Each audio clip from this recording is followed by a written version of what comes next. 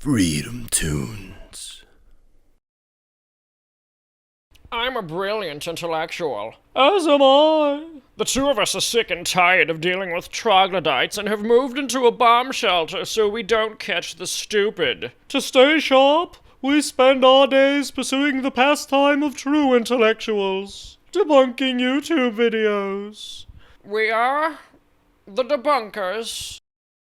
In America today, we have an epidemic of gun violence. We have about 96 Americans killed every single day in this country from gun violence. Actually, only 36.4 die every day due to gun homicide, so I'm assuming she's inflated her number by lumping in suicides and accidents into the same category. Yes, which seems a bit disingenuous, considering the phrase gun violence contains the word violence, which generally implies one individual aggressing upon another. Also, consider that 109 people die per day in auto accidents, yet we don't see anywhere near the same kind of attention and alarmism surrounding, quote, car violence, unquote, as we do gun deaths. If 36 people a day, or to use her bogus stat, 96 people per day, dying due to gun violence is an epidemic, what do you call over 109 people per day dying? A red herring, you bigot! Oh, but it isn't one. It's an important comparison. I'm not arguing that the 36 deaths per day don't matter because more people die in car accidents, but I am arguing that using the word epidemic to describe this is disingenuous, as well as attempting to demonstrate that a kind of moral panic is taking place here as gun deaths are given much more attention than any other form of death. Isn't it so cute when the left tries to work with numbers? Imagine if a regional jet full of people dropped out of the sky every single day, killing everybody on board. We would do something to stop that and to keep planes from crashing. But the magnitude of America's gun violence problem is even bigger. Oh my, quite a sobering analogy. Let me try.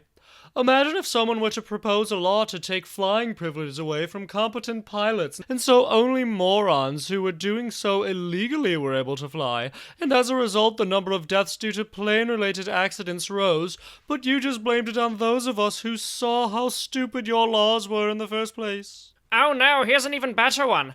Imagine if between 1,400 and 8,200 lives were protected each day by guns as opposed to the 37 lives being taken.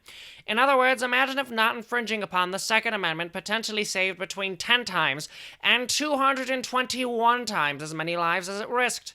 Oh, wait, that wasn't an analogy. It was the CDC and FBI statistics on gun violence, and they're making you look like you're full of shit. 96 people are killed every day by a gunshot.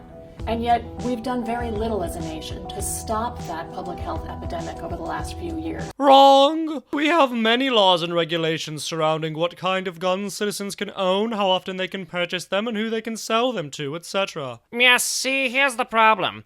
She's saying we've done hardly anything, and I'm going to venture to guess that if we were to implement the gun laws being pushed for by the left today, tomorrow they would still claim we'd hardly done anything, and bit by bit they would continue to chip away at 2A, all the while screaming, "We're not trying to take your guns, you paranoid dinguses!" Our gun problem is a uniquely American problem. We have lost more people to gun violence in this country since 1970 than we have lost soldiers in all of America's wars combined. Yes, and nearly the same number of people who died in all American wars die due to heart disease every year. But healthy at every size, right? Yes, depending upon the statistics. In all American wars, there have been roughly 651,000 battlefield deaths and about 1.2 million total deaths. Yet every year, 633,000 people die of heart disease, 595,000 die of cancer, 110,000 die of Alzheimer's, 57,000 die of the flu and pneumonia, etc. All of these things would overtake the number of people dead in American wars in much less time than gun violence. We literally have an undeclared war here in America, on American soil. People dying is not the same as an undeclared war. Unless she's talking about the war on women. Oh yes, how could I forget? When we have nearly 100 people a day dying from gun violence. We need gun owners, most of whom are very, very responsible with their weapons, to be talking about safe storage of guns, so that kids don't have easy access to them and unintentionally shoot their brothers and sisters. Actually, she has a point about that one. I'll give it to her. 1.7 million children in America live in a home with a loaded and unlocked gun. 8 kids a day are killed or injured with those guns. We can do better. Yes, once again, we agree on that. There's also a role here for the licensed gun dealers in America to play. You know, there are more licensed gun sellers in America than there are McDonald's and Starbucks combined. And yet, heart disease and obesity still kill more people than gun violence. Interesting. And the overwhelming majority of them take very seriously their obligation to safeguard the American public. But a small number of them don't. And they are selling guns wantonly, willfully, negligently to criminals. We need them to shape up. Citation needed. I've been to many, many gun stores, and I've even attended one of those infamous and fabled gun shows. And I've yet to meet one of these irresponsible sellers. Every single one I've met seems to take what they do very seriously. Even cracking a single joke can get you thrown out of most gun shops and ranges. It's like being at the airport. So, not sure what she's talking about. But that's not to say it's impossible. I mean, okay, maybe there are bad gun salespeople. What drives our problem with gun violence in America is that we have let the people who benefit from selling more and more guns to more people have a louder voice than the rest of us.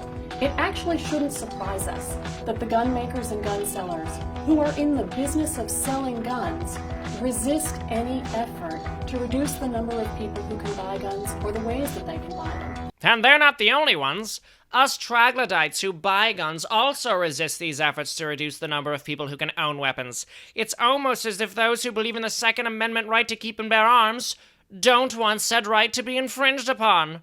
At Brady, we've come out with a 3-point plan. First, we need background checks on every gun sold in America, because today, 1 in 5 guns is sold without any background check at all. In other words, the vast majority of gun sales involve a background check, and note that she doesn't mention whether these sales are legal or not. But sure, if too many guns are being sold without proper background checks being done, we may be willing to concede that point. Second, Congress needs to renew the assault weapon ban. Wrong. We had one in effect, but it expired in 2004, and it is time for Congress to reenact that ban because these assault weapons are the weapon of choice in almost every high-profile mass shooting. High-profile mass shootings are incredibly rare, and more people are killed each year by hands and feet than all rifles combined, including those spooky assault weapons. Also note how in a video aimed at highlighting the figures behind the frequency of gun crimes, she doesn't mention the number dead due to mass shootings. Perhaps you would rather you be in the dark over how rare they are, considering that school shootings, for example, only claim roughly 10 lives per year. Third, we need to enact extreme risk laws at the federal level and until then in every state in the nation. What these laws do is enable a family member or law enforcement officer to ask a judge to temporarily remove guns from somebody in crisis. And this is of particular importance in the Parkland context, because there, we knew that the shooter was dangerous.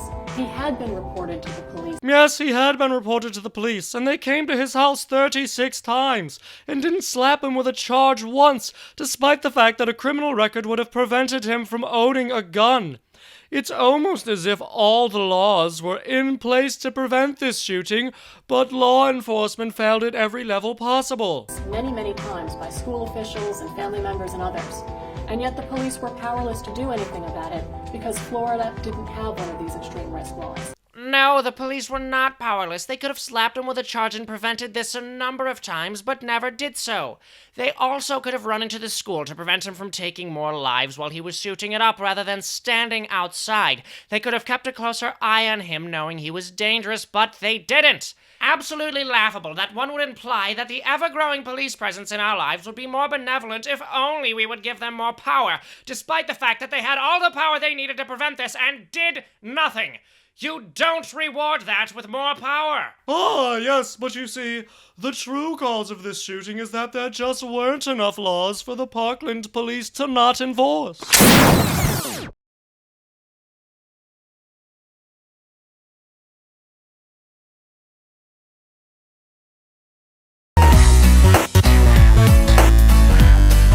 guys, thank you so much for watching. If you enjoyed this, please consider donating on Patreon to help me continue to upload new videos once per week.